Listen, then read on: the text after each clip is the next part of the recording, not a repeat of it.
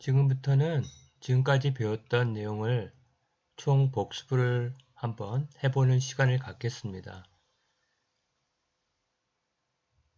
많은 학습도 중요한데 지금까지 무엇을 배웠고 어떠한 내용이 중점이었는지 이것들에 대해서 한번 복습을 해보고 다음 시간으로 넘어가죠.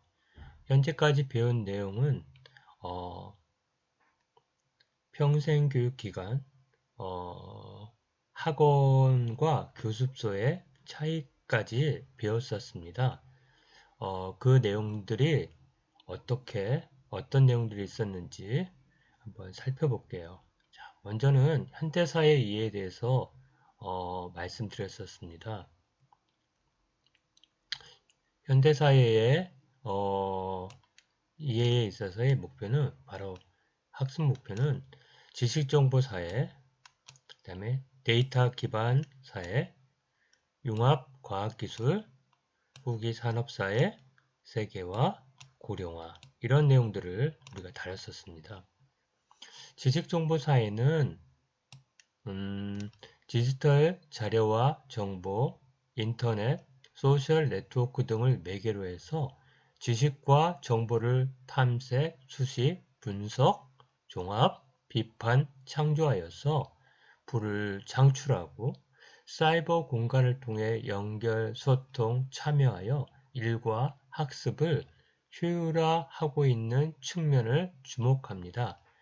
지식정보사회는 제3의 물결을 썼던 엘빈 토플러에 의해서 제시가 되었었는데 1차 물결 노무혁명, 2차 물결 산업혁명, 3차 물결 정보혁명 그래서 이 정보혁명이 지식정보 사회라는 것들을 제시했습니다. 토플러는 또한 프로슈머를 제시했었어요. 그래서 지식정보의 생산자이자 동시에 소비자인 프로슈머를 강조했습니다. 지식정보 사회는 인터넷, 소셜미디어, 소셜 네트워크를 통해 사람들이 서로 연결, 소통하고 정보와 상품, 지적 자본이 유통되고 이동 사회라는 점을 말씀드렸고 또한 인터넷과 SNS를 통한 집단지성 사회가 활발하게 진행된 사회다. 그렇지만 지식정보 사회는 프라이버시와 잊혀질 권리, 사이버 일탈, 정보 격차, 인터넷 중독, 디지털 감시, SNS 감옥 등 부작용이 발생하고 있다는 점을 말씀드렸습니다. 네트워크 사이를 조금 살펴보면 카스트라는 사람이 내설 주창을 했는데 그는 정보사의 핵심은 바로 네트워크 확산이라고 하면서 네트워크가 바로 상호 연관된 결절의 집합 하나의 이 요소들이 하나의 결절들이 다 뭐냐면 여러분들 스마트폰이나 인터넷이나 여러 가지 이것들이 서로 이렇게 긴밀하게 상호 연결되고 서로 이렇게 네트워크가 형성됐다고 봤던 거예요. 소셜 네트워크 사이는 소셜 네트워크, 소셜 미디어를 통해 실현되고 있어요. 특히 블로그, 트위터, 페이스북, 카카오톡 등 온라인 사회적 관계망이라도 이렇게 볼 수가 있습니다. 이런 점들을 살펴봤고요. 그 다음에 SNS의 몇 가지 측면. SNS는 마케팅 도구이기도 하고 컴퓨터 매개 커뮤니케이션, 사회관계망, 권력 행사의 장, 연산 가능한 사회 현상, 재매개, 텍스트 확장과 환유, 에크프라시스, 비장소, 문화, 소프트웨어 측면에 10가지가 있다는 점들을 여러분에게 말씀드렸었습니다. 그 다음에 온라인 사이버 공동체, 다른 얘기로 집단지성이죠. 그래서 소셜 네트워크를 통해 서로 연결, 소통, 협력을 하는 그런 온라인 공동체에 대해서 말씀을 드렸고요.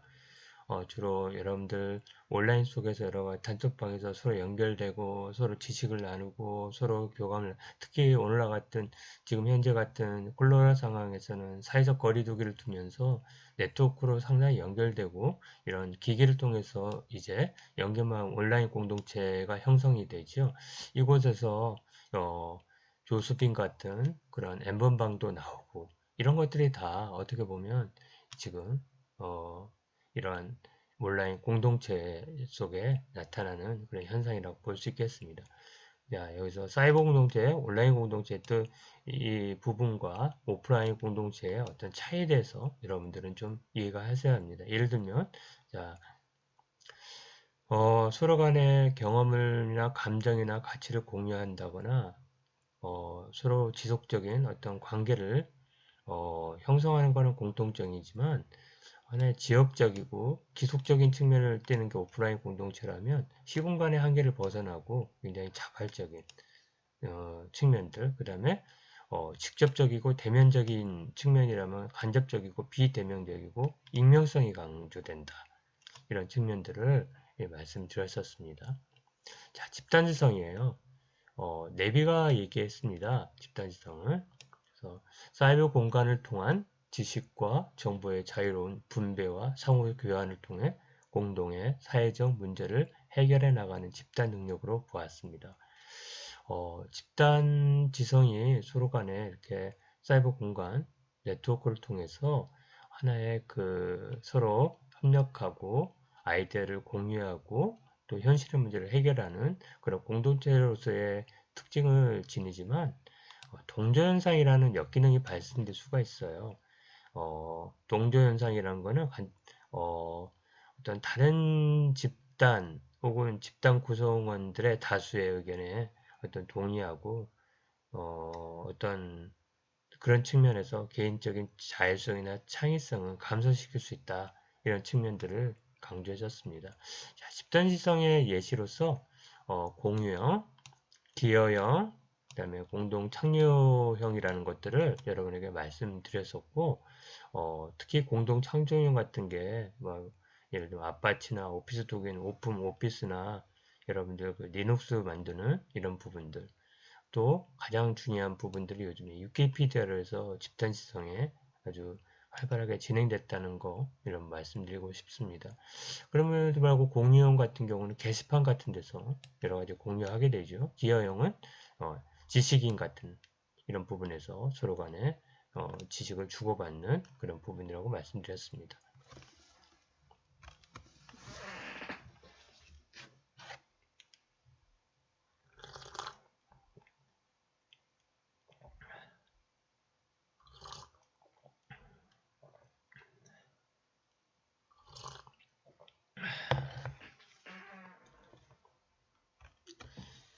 다음으로 다니엘 핑크의 하이 컨셉, 하이 터치에 대해서 말씀드리는데요. 다니엘 핑크는 농경 시대부터 이제 하이 컨셉, 하이 터치 시대로 접어들었다. 창작자 또는 타인과 공감하는 능력의 소유자가 필요한 시기가 왔다. 이렇게 얘기를 했었는데요. 하이 컨셉은 어떻게 보면 패턴과 기회를 감지하고 예술적 미와 감정의 아름다움을 창조해내며 훌륭한 이야기를 창출해내고 언뜻 관계없어 보이는 이야기를 결합해 뭔가 새로운 것들을 창조의 능력이라고 얘기를 했고요.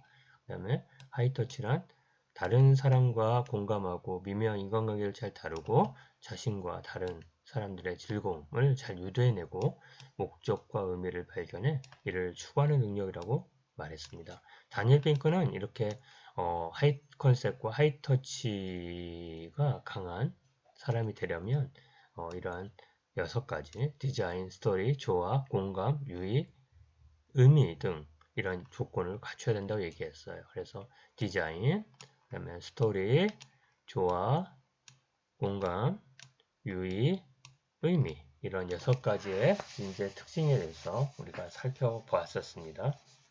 여러분들 한번 읽어보시고 이해가 되셨으면 좋겠습니다. 그 다음에 데이터 기반 사회입니다. 데이터 기반 사회는 데이터와 정보를 바탕으로 해가지고 국가, 기업, 개인의 의사결정을 증진하죠.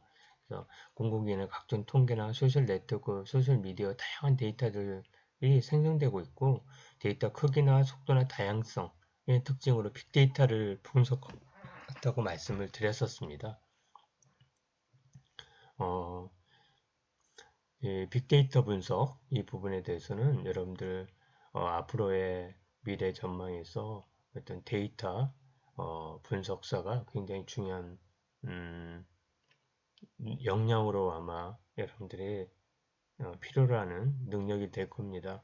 그래서 여러분들 학교에서나 혹은 주변에서 빅데이터 분석과 관련된 특강이나 자격증 코스가 있으면 꼭 들으시고 여러분들 이거에 대해서 능력을 갖추시기 바랍니다. 과학기술 사회는 IT, BT, NT, ET, ST 요 6가지의 요 기술 이 부분들이 융합해서 서로 간에 요 기술도 하나의 과학기술 아주 부분이지만 또 이것들을 또 함께 연결해서 여러가지 웨어러블 컴퓨터나 3D 프린팅 그 다음에 성형기술 자동주행차 초경량 소재 유전자 치료제, 포스트 배터리, 혁신 기술을 만들어가고 있고 이런 것들이 아마 통합교육과정, 스팀 뭐 이런 부분들의 어떤 참여 중심 수업으로 여러분들 요즘에 우리 융합 전공이니 이렇게 하면서 굉장히 액티브 러닝이니 이러면서 상당히 창의성을 강조하는 그러한 수업들을 많이 받고 있죠. 이런 것을 의미합니다. 그래서 이런 측면들이 있다는 거 이미 우리가 배웠었습니다. 후기의 산업사회는 지식, 정보, 기사를 기반으로 하는 산업사회를 강조하는데요. 이 포스트 포지즘이라고도 얘기합니다. 포스트 포지즘은 아이디어, 정보, 지식의 표현 양식이 혁신과 경제 성장을 가져이라고 믿으면서 디지털 경제, 지식 경제, 정보사회, 포스트 포지즘이라고 불러집니다. 이 특징 보면 24 second, 7 그러니까 연중무휴라는 생활 라이프죠. 24시간 일을 하고 있어요. 요즘에 그 쿠팡에서 저녁 뭐 10시까지 시키면 새벽 2, 3시면 배달되어 있죠. 이런 것들이 다 어떻게 보면 또 24시간 편의점이나 이런 것들이 하나의 생활 라이프가 되겠다는 거예요. 요즘에 야간에서 근무하는 사람들 많죠. 뭐 서버를 관리한다거나 외환 관리하거나 이런 것들이 다 후기 산업사의 특징이라고 볼 수 있습니다. 불확실성, 재택근무, 특히 요즘에 그래서 온라인 재택근무를 많이 하죠. 코로나 때문에 여러분들도 지금 학교 오지 않고 온라인으로 또 수업도 듣고 하는 이런 것들이 다 후기 산업사의 특징이라고 볼 수 있겠습니다. 후기 산업사회는 맥도날드와 8숙년의 문제를 초래합니다.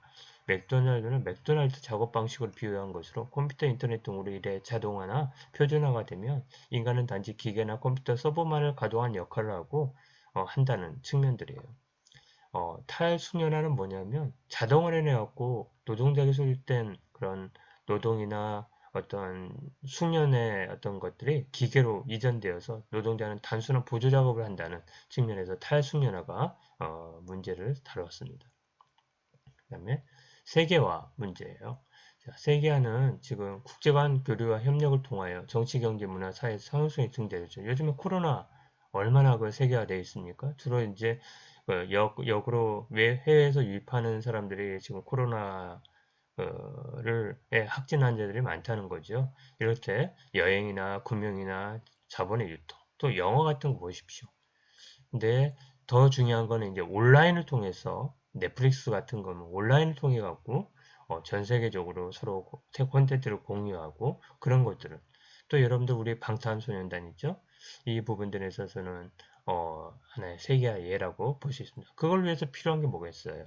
바로 다문화나 세계 시민성을 갖추는 어떠한 이런 교육들이 필요합니다. 그래서 여러분들 영어 공부하는 거 외국어 영어만으로 또 안 된다니까 중국어도 해야 되고 여러 가지 하죠.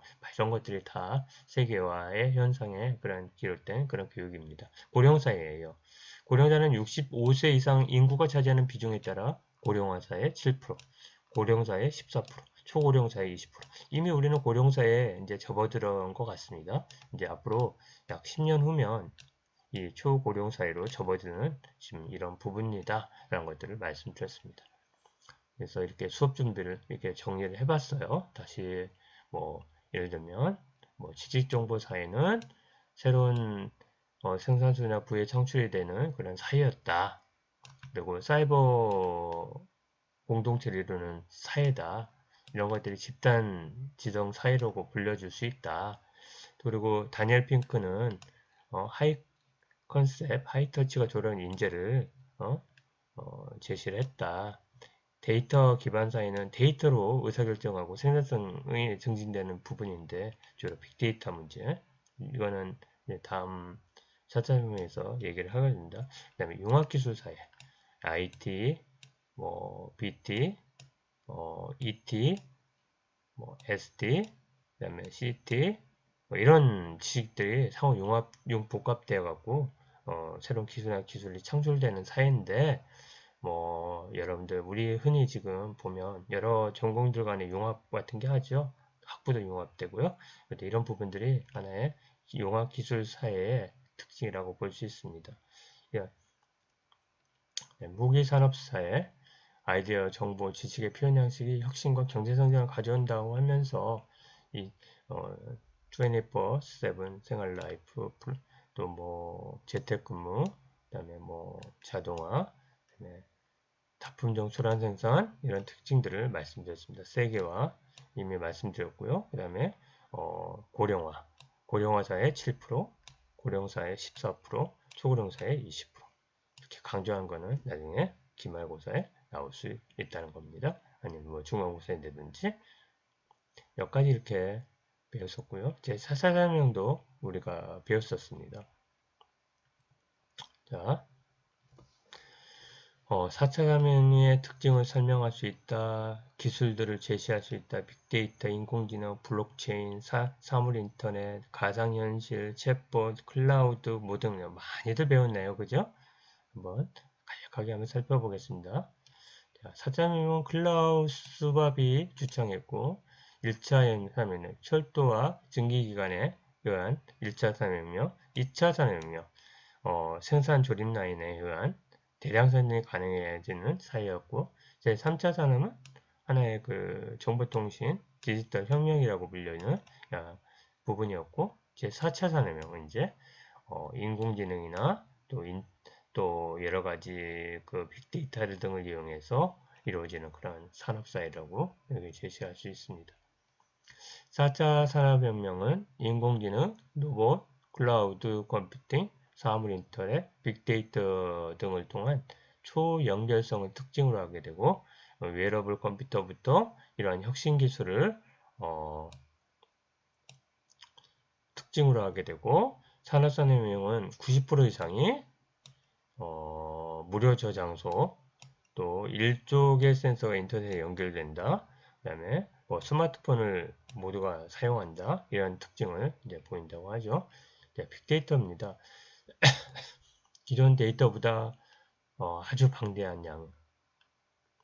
그 다음에 어떤 데이터의 형식이 숫자로만 된 게 아니고 문자, 사진들도 분석이 가능한.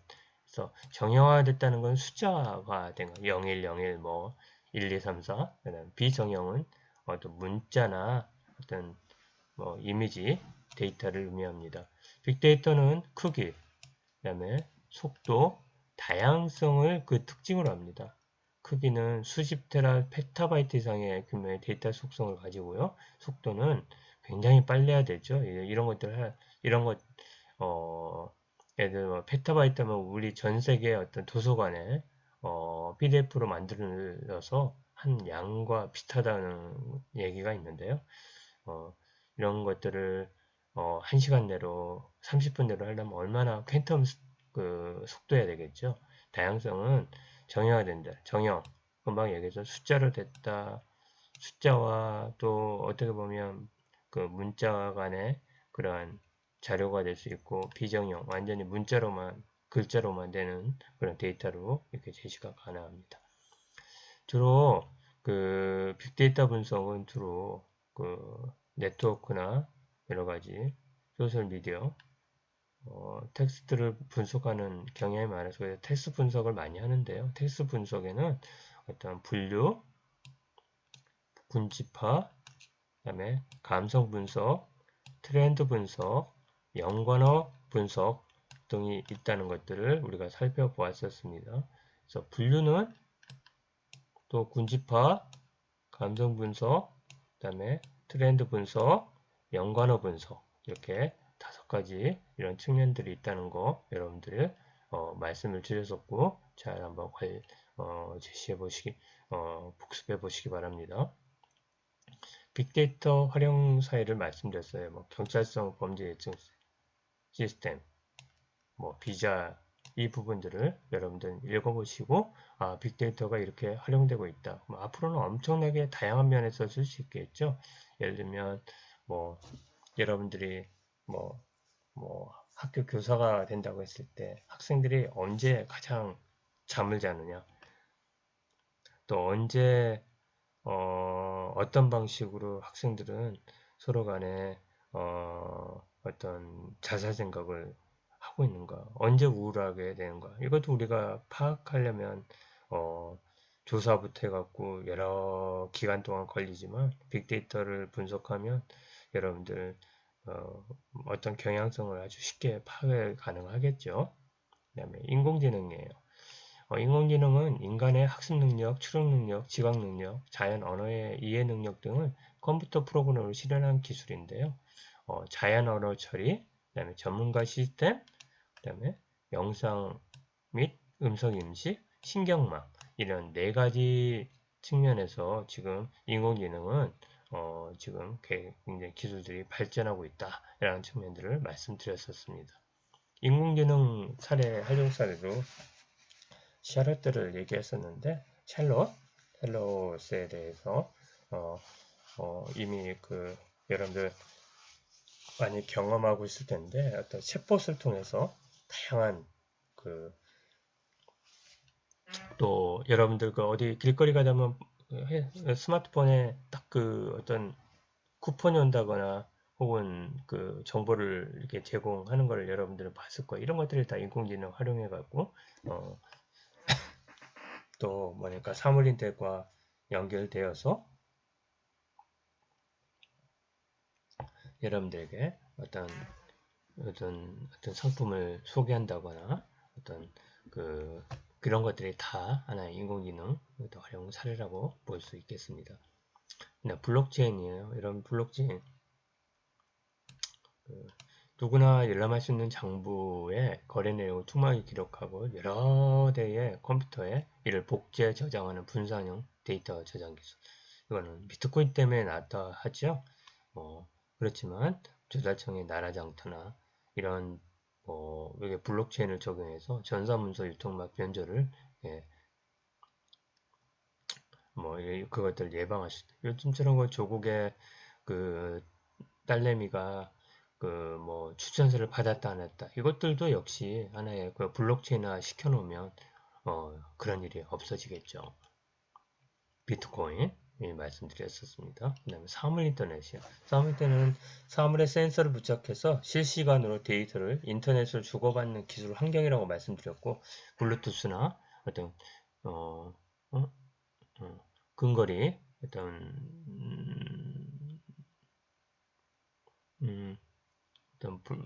블록체인 여기 블루투스나 근거리 무선 통신 센서 데이터 네트워크가 인터넷에 연결된 기기들의 자율적인 소통을 돕는 기술로 활용됐다고 얘기했습니다. 냉장고 온도를 실시간 점검해 갖고 제품의 진단과 절전 관리 이런 것들요. 이런 것들이 다 웨어러블도 마찬가지죠.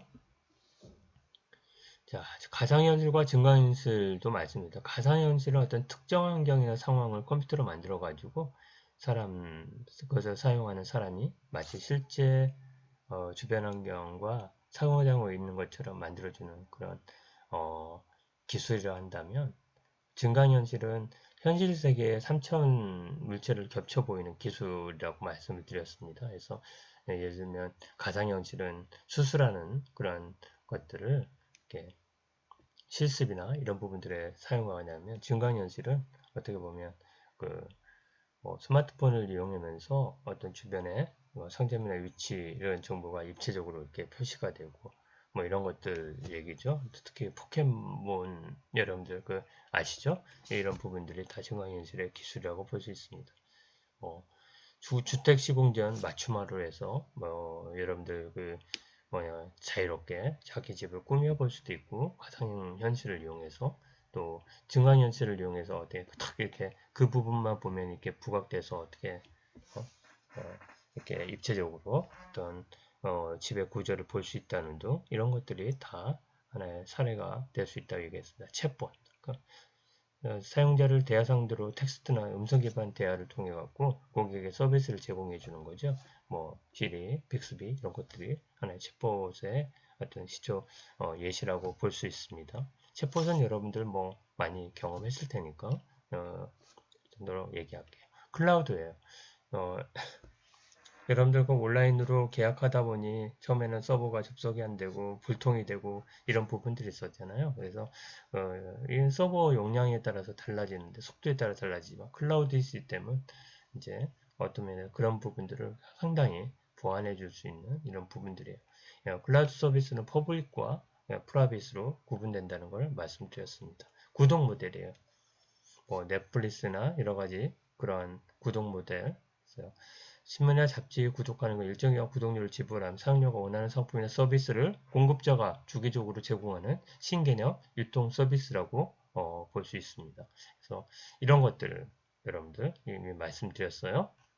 구독 모델의 혹은 구독 경제의 세 가지 모델인데 넷플릭스 모델, 그다음에 정기 배송 모델, 정수기 모델 이런 서비스를 제공하는 데 있어서 어떤 부분에 있어서 여러분들 창업할 때도 이제는 서비스 어떤 제공 방식을 꼭 바인 꼭 이게 안을 이렇게 사러 오거나 이게 소비자가 오게끔 하는 그런 학원 형식도 있지만 이제 많은 부분에 있어서 이렇게 외출해 나가거나 정기적으로 이렇게 어떤 프로그램들을 이렇게 제공해주는 이런 측면들이 있을 거 아니겠어요? 그리고 또 컨소시엄을 구성해서 하나의 패스권을 사면 어떤 학원에 가서 하더라도 한 달 동안 여러분들이 자유롭게 들을 수 있는 그런 것들이 다 하나의 구독 경제 모델의 적용이라고 볼 수 있겠습니다.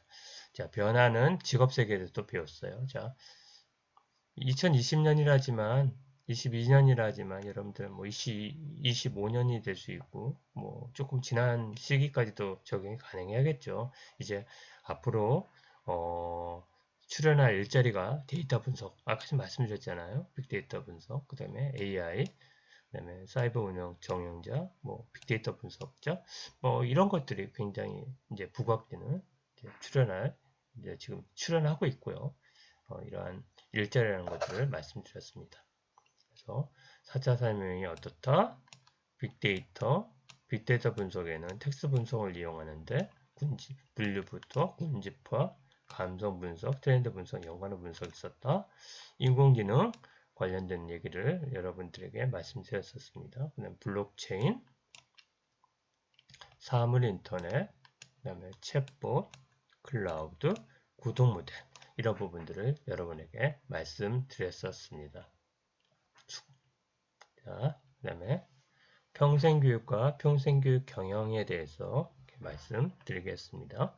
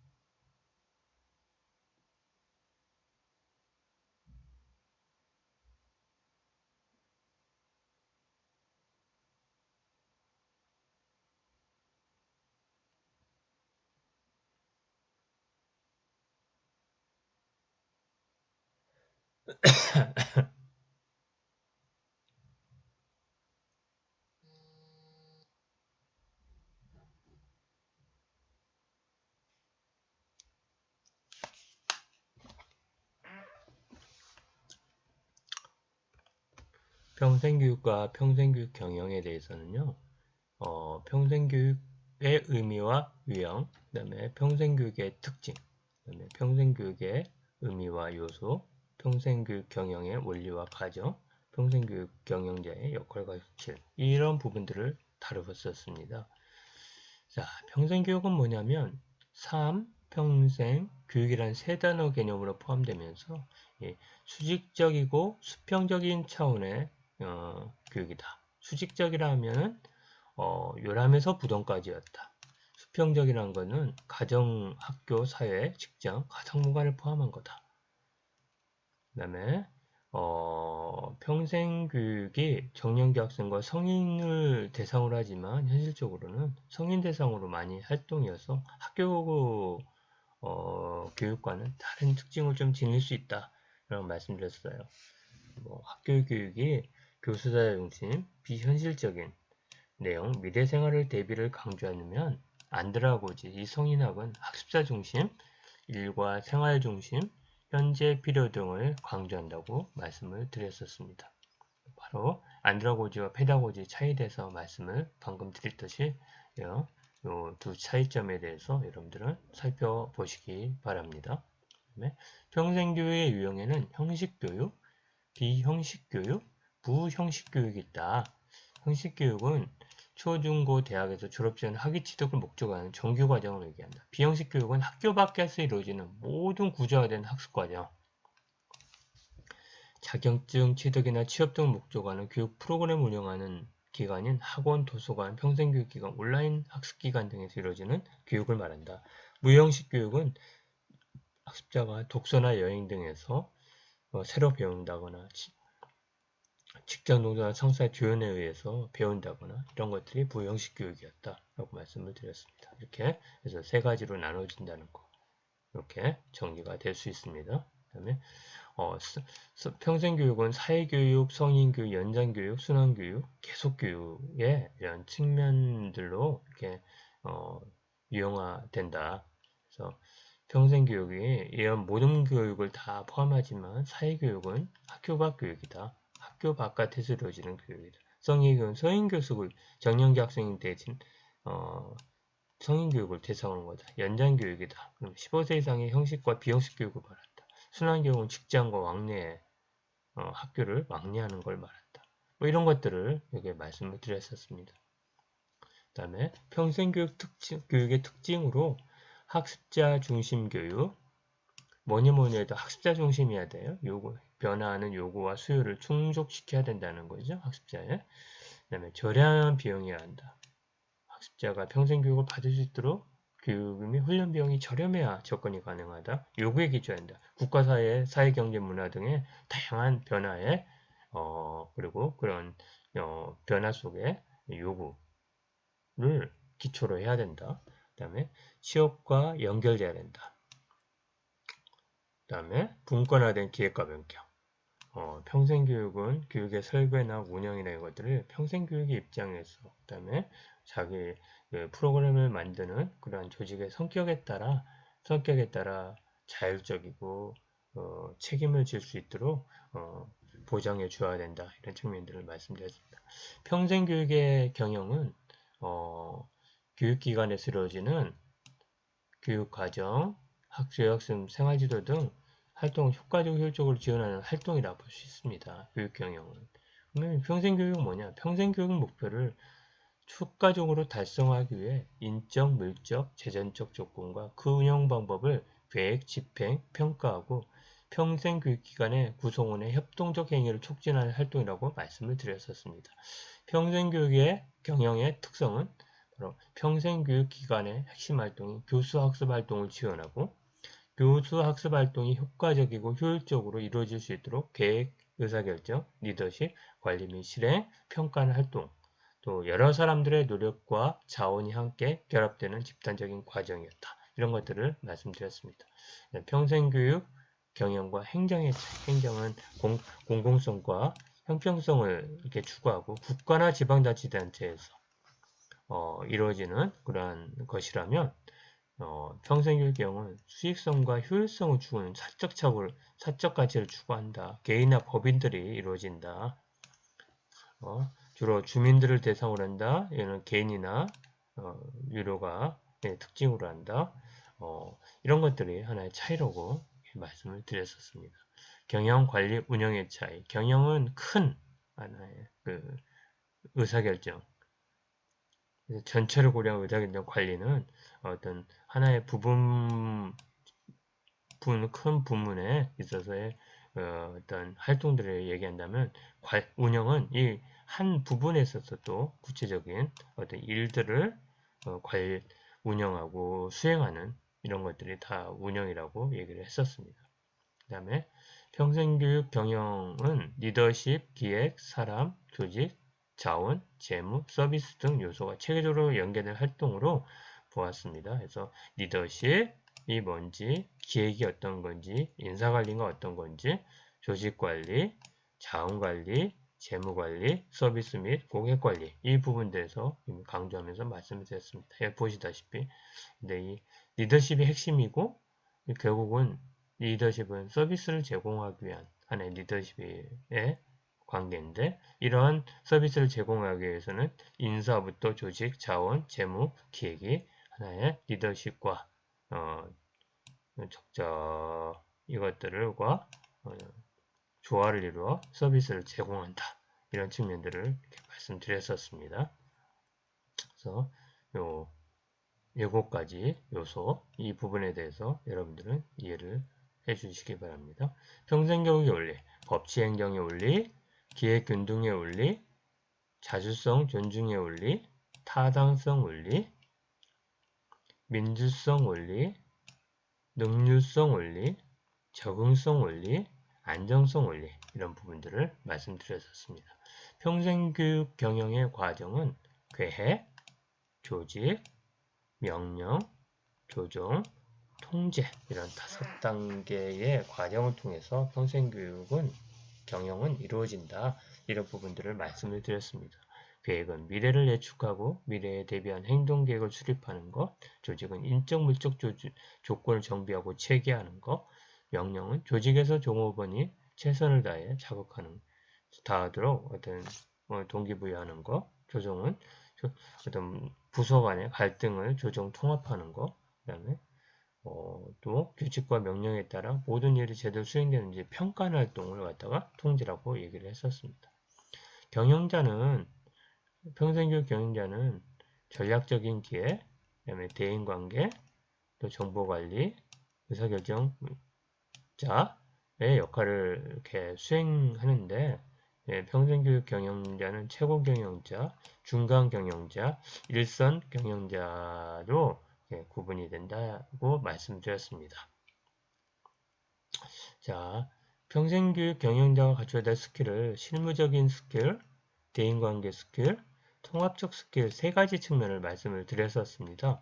그래서 여기 보이는 것처럼 최고관리층, 중간관리층, 하위관리층, 이 3가지 모든 기술들이 다 필요하죠. 그러나 이 최고관리층에 가면 갈수록 보면 통합적 기술을 더 많이 요구한다. 그다음에 중간관리자 측면에서는 인간적인 기술을 요구한다. 그다음에 하위관리층일수록 사무적 기술이 필요하다. 이런 것들을 이렇게 말씀을 드렸었습니다. 자, 통합적 기술은 다른 얘기로 체계적 사고입니다. 체계적 사고는 평생교육 운영 전반에 대한 체계적, 종합적인 분석이 필요하다고 말씀을 드렸고요.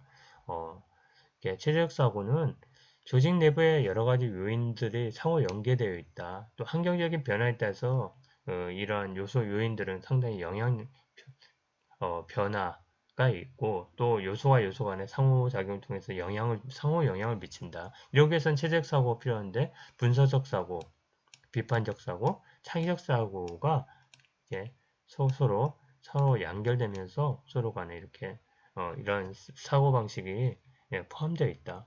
분석적 사고는 조직 외 내부 요인 간 환경 및 그 영향에 대한 어떤 사고를 합리적 사고랑은 반면에 비판적 사고는 어떤 요소가 한 요인이나 요인 간의 어떤 상호작용이 갖는 어떤 순기능과 역기능을 객관적이고 균형 있게 판단하는 것. 창의적 사고는 어떠한 기존의 정책이나 절차나 방법을 수정 보완하고 새로운 것을 대체하는 것 이런 말씀을 드렸어요. 이렇게 세 가지 요인들을 그러면서 서로 간에 이렇게 상호 연결된다. 분석적 사고의 별개의 사고가 아니고 서로 이렇게 통합된 이런 사고다. 이런 것들을 이미 말씀드렸고 체계적 사고가 조직 외 내부의 요인과의 상호작용 및 영향에 대한 종합적 이렇게 사고라고 한다면 이 사고 안에 분석적 사고, 비판적 사고, 창의적 사고가 포함되어 있고 각각의 이 사고들은 상호 이렇게 서로 간의 영향 이렇게 된다는 거 이미 말씀드렸어요. 각각의 사고가 어떤 건지 또 여러분들 잘 이해를 해주시기 바랍니다. 그래서 평생교육은 한 개인이 한 평생 사는 동안 수익적이고 수평적인 관의 차원의 교육을 얘기했다. 그 다음에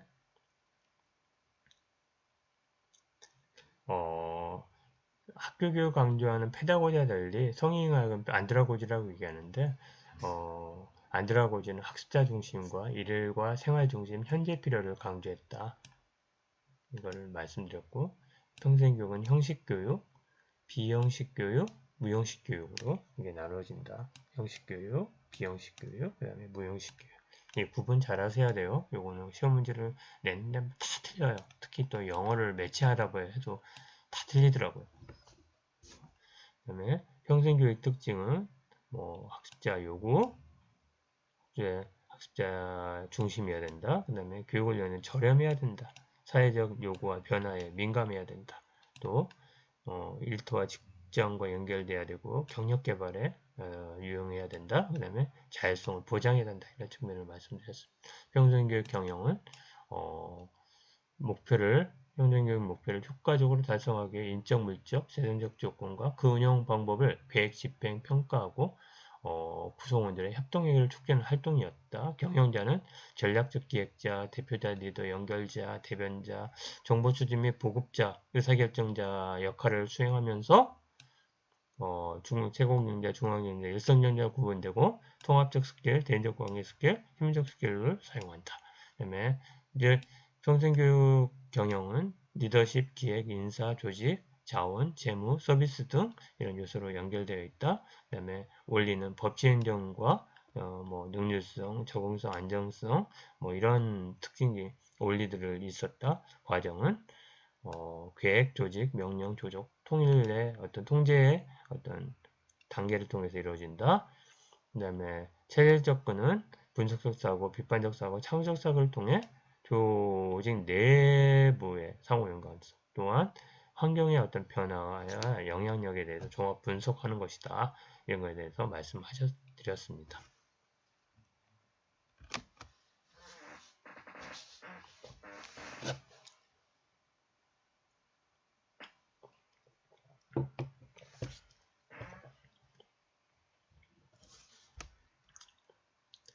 자, 다음으로 마지막으로 평생교육 제도 및 평생교육 기관에 대해서 한번 살펴봤었습니다. 평생교육 관련 법제도에 대해서 또 평생교육 기관이 어떤 건지 학원과 교습사의 사고가 어떤 건지 이거에 대해서 말씀드렸습니다. 평생교육 제도는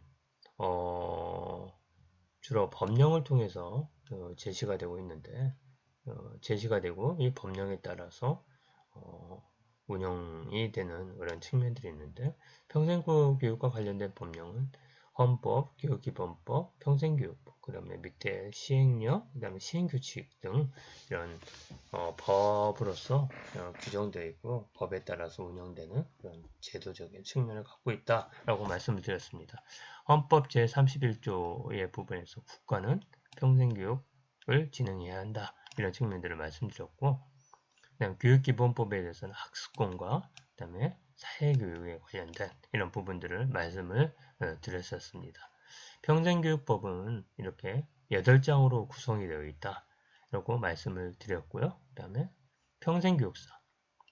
평생교육사는 평생교육법에 따라 자격을 부여받는 평생교육 전문 인력으로서 평생교육의 기획, 진행, 분석, 평가 등 직무를 수행한다. 평생교육사는 우리 대학에 지금 평생교육사 자격증 과정이 개설되어 있고 여러분들 뭐 평생교육 경영학부터 해서 여러 가지 과목들을 이 30학점을 취득하면 자격증을 받게 되고 그래서 여러 가지 연수원부터 해갖고 평생교육 기간에 여러분들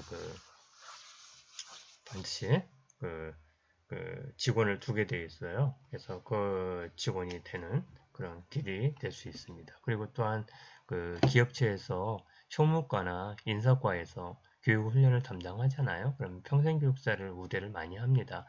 그 다음에 평생교육 역할로서 평생자, 학습자 조사 및 환경 분석, 프로그램 및 기관 운영, 그 다음에 평가 보고, 성과 분석, 상담 컨설팅, 프로그램 개발, 교수 학습 이런 역할을 한다. 그 다음에 평생교육사 이수 과목으로 이미 이런 과목들을 통해서 해서 된다고 말씀드렸습니다. 그래서 제가 평생교육 경영론을 매 학기마다 강의를 해요. 그러니까 그리고 지금 여러분들 이 과목 지금 뭐 창업 과목이든 평생교육 경영론이든 지금 동일한 지금 내가 지금 강의를 하고 있거든요. 그래서 평생교육 경영론을 듣고 있는 학생들은 평생 교육을 위한 학습을 위한 창업과 기업가 정신이라는 교양 과정을 수강하면 또 저를 만날 수가 있고 반대로 지금 창업과 관련된 과목을 듣고 있는 분들은 평생교육 경영론을 듣게 되면 또 그래서 2번, 3번 반복해서 여러분들이 수강하게 되면 뭐 좋겠죠. 그 다음에 평생교육 기관에서 말씀드렸습니다. 평생교육 기관은 평생교육을 목적으로 설립된 법인 단체였다. 그 다음에 인가와 등록과 신고가 된 그런 기관을 말한다. 그 다음에 평생교육기관은 평생교육법 제29조부터 38조에 나와 있는 이런 학교의 평생교육, 학교부설 평생교육 시설부터 해서 지식인력 개발, 관련 평생교육 시설까지 이르는 평생교육관이 있다. 학원은 교습소와 비슷하지만 규모와 시설 등의 차이가 있는데 학원은 10명 이상의 학습자 이렇게 교습하는 거다. 그러면 교습소는 9명 이하의 학습자를 교습하는 거다. 이렇게 이해를 하시면 되겠고 학원에는 두 종류가 있다. 학교교육과 교섭학원과 평생직업교육학원이 있다. 이런 부분을 말씀드렸었고 그다음에 학원과 교습소와 개인과에는 여러 가지 측면에서 이렇게 구분이 된다. 말씀을 드렸습니다.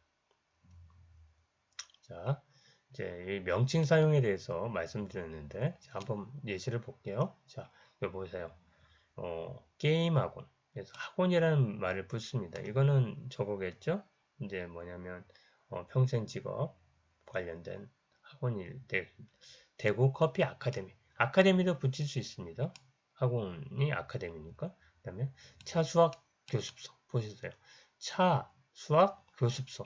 그래서 이게 이름이고 이게 그 과정. 그 다음에 교습소라는 걸 붙습니다. 교습소는 9명 이하라고 얘기했었죠. 그래서 이렇게 여러분들에게 법령, 교육기본법, 평생교육법, 평생교육사에 대해서 말씀드렸고 평생교육 기관과 그 다음에 여러가지 유형들 학원은 10명 이상 그 다음에 교습소는 9명 이하의 학습자에게 교습과정을 제공하는 시설이다. 이렇게 지금까지 많은 것들을 여러분들이 배워왔으니까 다시 한번 쭉 한번 리뷰하면서 지금까지 배웠던 부분들을 한번 살펴보는 시간이 되었으면 좋겠습니다.